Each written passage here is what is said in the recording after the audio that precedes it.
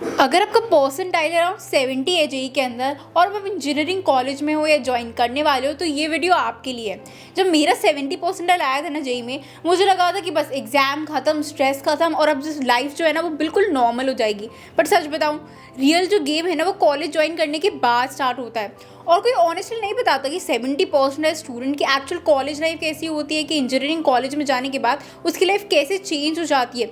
सब टॉपर्स की स्टोरी सुनते हैं, 99 परसेंटाइल वालों की जर्नी देखते हैं, बट एवरेज स्टूडेंट की रियलिटी वो तो कोई डिटेल में डिस्कस ही नहीं करता। अगर आप 60 या फिर 75 परसेंटाइल की रेंज में हो तो जो मैं आपको आज बताने वाली हूँ ना वो आपको पर्सनल लगेगा एंड वो आपके लिए काफ़ी ज़्यादा हेल्पफुल होने वाला है।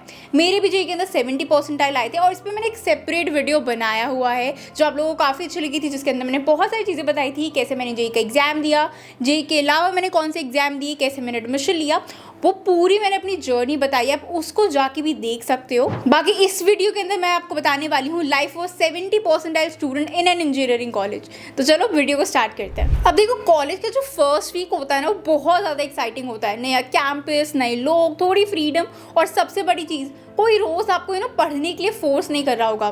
कोचिंग खत्म, पेरेंट्स का डेली मॉनिटरिंग खत्म हो जाता है और सडनली आपको लगता है कि लाइफ थोड़ी लाइट सी हो गई है। लेकिन यहाँ एक साइलेंट प्रॉब्लम स्टार्ट होती है, डायरेक्शन लूज कर देना।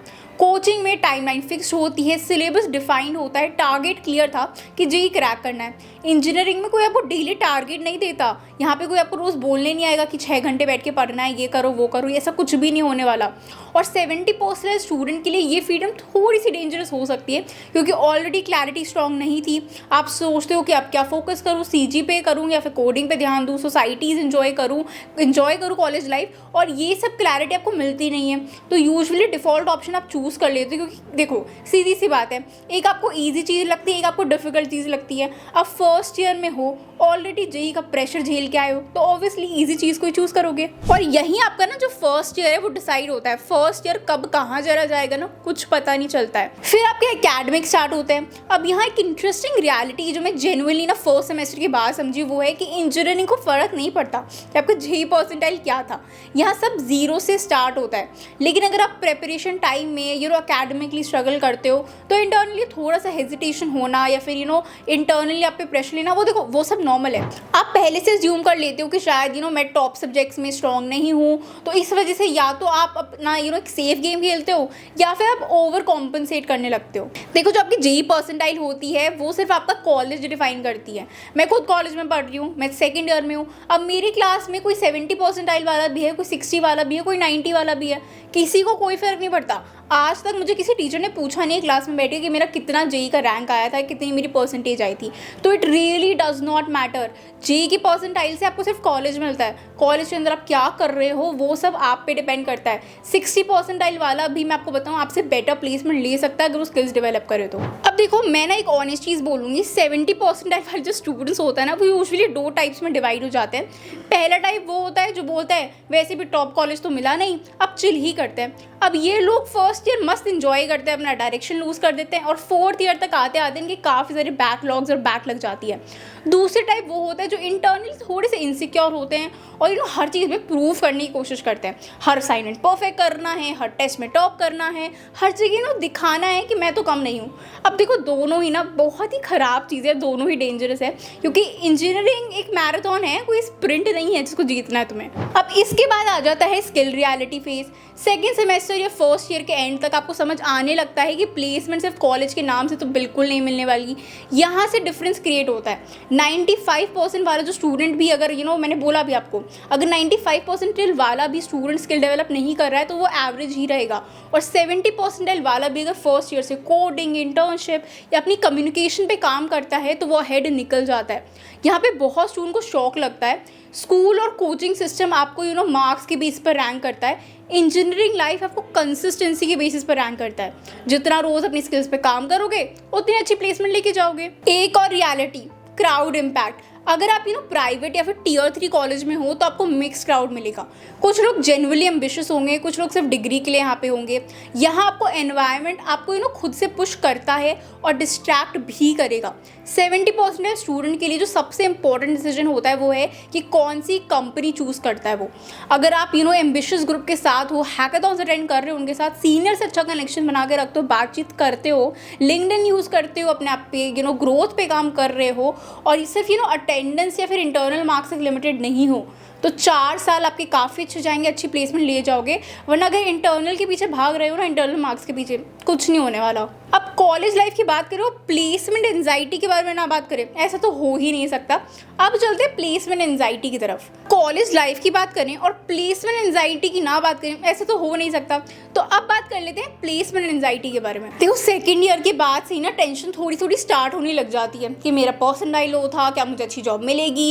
ये क्वेश्चन नेचुरल है, लेकिन यहाँ पे एक माइंडसेट शिफ्ट बहुत ज़्यादा ज़रूरी है। जेईई परसेंटाइल सिर्फ एक एंट्री फिल्टर था, जो प्लेसमेंट है वो एक स्किल फिल्टर है, और ये दोनों अलग चीज़ें हैं। कंपनीज आपसे इंटरव्यू में ये नहीं पूछने वाली कि आपका जेईई का परसेंटाइल क्या था। वो क्या पूछती हैं कि आपने कितने प्रोजेक्ट्स किए, इंटर्नशिप क्या किए, प्रॉब्लम कौन सी सॉल्व करते हो।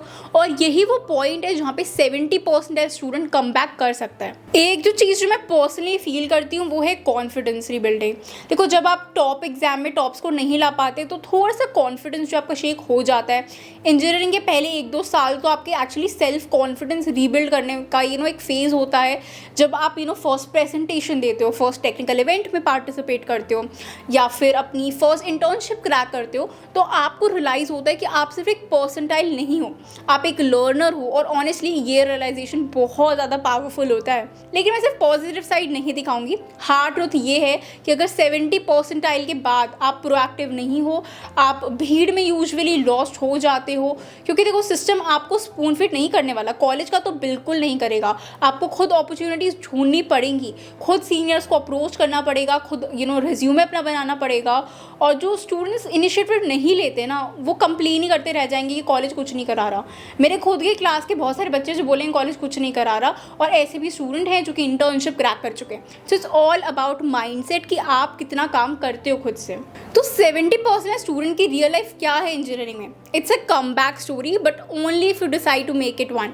आपके पास देखो 2 चॉइस होती है, या तो अपने पर्सनल को एक एक्सक्यूज़ बना लो, या फिर उसे अपना फ्यूल बना के आगे काम करो। और ऑनेस्टली मेजॉरिटी लोग पहले ऑप्शन को चूज़ कर देते हैं क्योंकि वो ईजी होता है, और दूसरा ऑप्शन थोड़ा सा अनकंफर्टेबल होता है, but that is very rewarding. अगर आज कोई मुझसे पूछता है ना कि 70% डाल के बाद इंजीनियर लाइफ कैसी होती है, तो मैं इसको यही बोलूँगी कि देखो, स्टार्टिंग में थोड़ा सा डाउट होगा, थोड़ा कंपैरिजन होगा, थोड़ा सा कन्फ्यूजन होगा, फिर स्लोली क्लैरिटी आएगी, स्किल बिल्डिंग होगी और सेल्फ ग्रोथ होगा। अगर आप कंसिस्टेंट रहते हो तो फाइनल ईयर तक आप रियलाइज़ करोगे कि देखो, जेईई सिर्फ एक चैप्टर था, आपकी पूरी स्टोरी नहीं थी वो। सो अगर आप 70% की रेंज में और फील कर रहे हो ना कि शायद आप पीछे हो, जस्ट रिलैक्स। आप रेस में हो, बस रेस का थोड़ा सा फॉर्मेट चेंज हो गया है। कोचिंग वाली रेस से आप रियल वर्ल्ड वाली रेस में शिफ्ट हो चुके हो, जहाँ पे मार्क्स नहीं, आपका जो माइंडसेट है और आप कितनी मेहनत कर रहे हो वो डिसाइड करेगा आपका फ्यूचर। अगर आप इस परसेंटाइल रेंज में हो और अभी इंजीनियरिंग ज्वाइन करने वाले हो और जेन्युइनली कंफ्यूज हो ना कि कैसे अप्रोच करना चाहिए फर्स्ट ईयर को, कौन सी स्किल्स पे काम करना चाहिए, कॉलेज कैसे चूज़ करें, या काउंसलिंग में कौन सा डिसीजन बेटर होगा, then you can reach out to me. मैं खुद इस फेज से गुजर चुकी हूँ, तो मैं आपको बेस्ट गाइडेंस प्रोवाइड कर सकती हूँ। स्क्रीन पे आपको नंबर दिख रहा है, वहाँ पे जाके मैसेज करो, मैं डायरेक्टली आपको कॉन्टैक्ट करूँगी, आपसे बात करूँगी, आपके सिचुएशन को समझूंगी, आपका पर्सेंटाइल, आपका आपका क्या डिसीजन है, आपको कहाँ कॉलेज लेना है, हर चीज़ को हम डिटेल में डिस्कस करेंगे, एंड मैं आपको बेस्ट गाइडेंस प्रोवाइड कर दूँगी। बाकी जो मेरी दूसरी वीडियो है ना, उसको जाके भी देखना, जहाँ पे मैंने अपनी पूरी जर्नी बताई है। उसको अगर आप देखोगे तो आपको बहुत सारी चीज़ें पता चलेंगी। आपको ये पता चलेगा कौन सी वो मिस्टेक्स थी जो मैंने की और आपको बिल्कुल भी नहीं करनी चाहिए। देखो, मेरे पास ना गाइडेंस की बहुत ज़्यादा कमी थी और मैंने बहुत सारी गलतियाँ की हैं, तो अगर आप वो वीडियो देखोगे आपको समझ में आएगा। मैंने वो वीडियो इसलिए बनाया था और ये वीडियो भी इसलिए ही बना रही हूँ ताकि आपको पता चले, रियलिटी चेक मिले कि जितना हम लाइफ को, कुछ लोग बहुत ज़्यादा हैपनिंग समझते हैं, बहुत हैप्पी समझते हैं, वैसा भी नहीं है और बहुत ज़्यादा डल भी लाइफ नहीं है। आई होप इस वीडियो से, अगर आपने वो वीडियो भी देखी, आपको पता चला होगा कौन सी गलती मैंने की एंड कौन सी मिस्टेक्स को आपको अवॉइड करना चाहिए। बाकी कोई डाउट हो ना तो एक बार डायरेक्टली मुझसे कॉन्टैक्ट कर लेना, मैसेज कर देना, कॉमेंट्स में भी पूछ सकते हो, बट कॉमेंट्स में थोड़ा सा मुझे टाइम लग जाता है रिप्लाई करने में। सो डायरेक्टली मैसेज कर दोगे तो मैं जल्दी से रिप्लाई कर दूँगी। बाकी चैनल पे नए हो तो चैनल को सब्सक्राइब करना। अगर आप चाहते हो ना मैं किसी और टॉपिक को कवर करूँ कॉलेज लाइफ को लेके, तो मुझे कमेंट्स में ज़रूर बताना, मैं उसको भी कवर करूँगी। बाकी मिलते हैं नेक्स्ट वीडियो में। All the best for your college life. Bye bye.